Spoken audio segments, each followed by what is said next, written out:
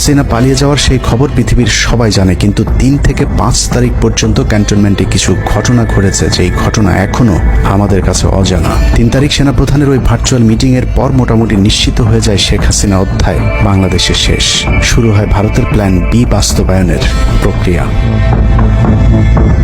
3 তারিখ রাতে আসিফ নজরুলের সাথে ডিজিএফআই কার্যালয়ের পাশের একটি ভবনে আসিফ নজরুলের ঘনিষ্ঠ বন্ধু major general Hamid, lieutenant general Mujib এবং মেজর জেনারেল ফেরদৌস সেলিমের একটি গোপন বৈঠক হয়, যেখানে ভারতীয় গোয়েন্দা সংস্থার 16 জন কর্মকর্তা উপস্থিত ছিলেন।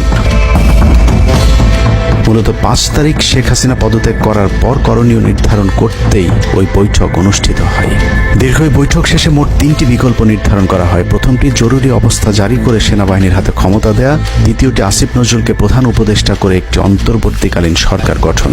অন্তর্বর্তীকালীন সরকারের ভেতরে যেন ভারতীয় বলয়ের লোকজন বেশি সংখ্যায় রাখা যায় সেটা নিশ্চিত করার ব্যাপারেও আলোচনা হয় বৈঠকে, এবং সেটা নিশ্চিত করতে আসিফ নজরুলের পেছনে সেনাবাহিনীর ওই অংশটির সর্বোচ্চ সাপোর্ট থাকারও নিশ্চয়তা দেওয়া হয়। মূলত আসিফ নজরুলকে সামনে রেখে সেনাবাহিনীর মাধ্যমেই দেশ চালানোর পরিকল্পনা করা হয়েছিল 3 তারিখের ওই গোপন বৈঠকে।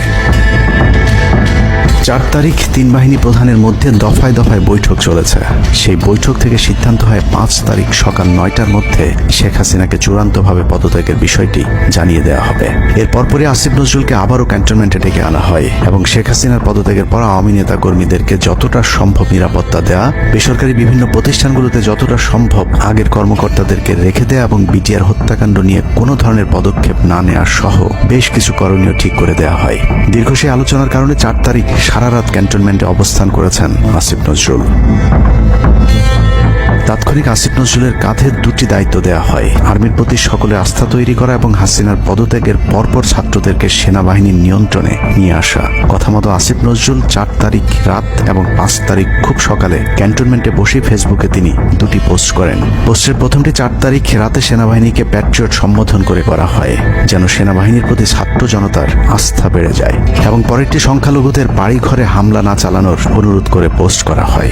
দুপুর 12টার আগে আসিফ নজরুলের করা হিন্দুদেরকে নিয়ে ওই পোস্টে প্রমাণ করে আসিফ নজরুল আগে থেকে জানতেন কিছুক্ষণ পর আসলে কি ঘটতে যাচ্ছে।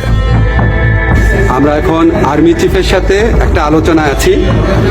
আমি যতটুকু ওনার সাথে কথা বলেছি আমার কাছে মনে হয়েছে, আশা করছি আপনাদের জন্য অনেক বড় সুসংবাদ আসছে। বিজয়ের খবর আগেই জেনে যাওয়াটা সমস্যা না, কিন্তু সমস্যা হলো আসিফ নজরুল সবাইকে আন্দোলনের কেন্দ্রবিন্দু ঢাকা বিশ্ববিদ্যালয়ে যেতে না বলে ক্যান্টনমেন্টের সুখবরের অপেক্ষায় থাকতে বলেন। মূলত আসিফ নজরুলের ওই ফাঁদে পা দিয়ে ছাত্র জনতার জুলাই আগস্ট বিপ্লবের বিজয় হাতছাড়া হয়ে গিয়েছিল।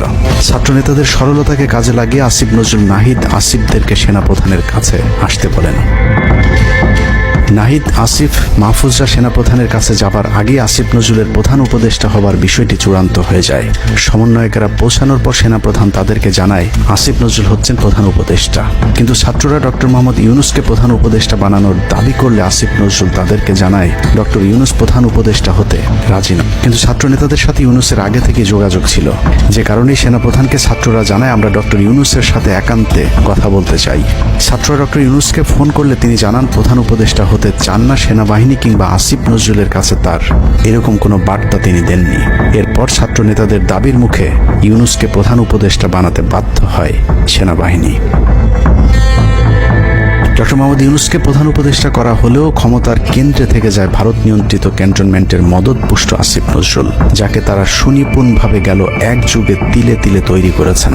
আসিফ নজরুল তার মন্ত্রণালয় বাইরেও সবখানে নিয়োগ থেকে বদলি বরখাস্তের একক ক্ষমতা ভোগ করতে থাকে। একদিকে সেনাবাহিনীর ছত্রছায়া আসিফ নজরুলের হাত ধরে ভারতীয় এজেন্টদেরকে গুরুত্বপূর্ণ সব পদে বসানো হচ্ছিল, অন্যদিকে চলছিল পুরো দেশ দখলের ভয়ঙ্কর ষড়যন্ত্র। কিন্তু ছাত্রদের চাপের মুখে আসিফ নজরুলের পরিবর্তে ডক্টর মোহাম্মদ ইউনূসের প্রধান উপদেষ্টা হবার বিষয়টি কোনোভাবেই মেনে নিতে পারেনি সেনাবাহিনীর ভারতপন্থী অংশটি, যে কারণে 5 তারিখ রাতেই একটি ব্যর্থ সেনাকুয়ের ষড়যন্ত্র করা হয়েছিল। 5 তারিখের পরপর ইউনূসের একের পর এক ভারতীয় আগ্রাসন বিরোধী বক্তব্যে আতঙ্কিত হয়ে ওঠে ভারতীয় বলয়, যে কারণে 8 তারিখ শপথ নেয়ার আগেই ডক্টর মোহাম্মদ ইউনূসকে হত্যা করে সেনাকুয়ের আরেকটি চেষ্টা চালায় সেনাবাহিনী।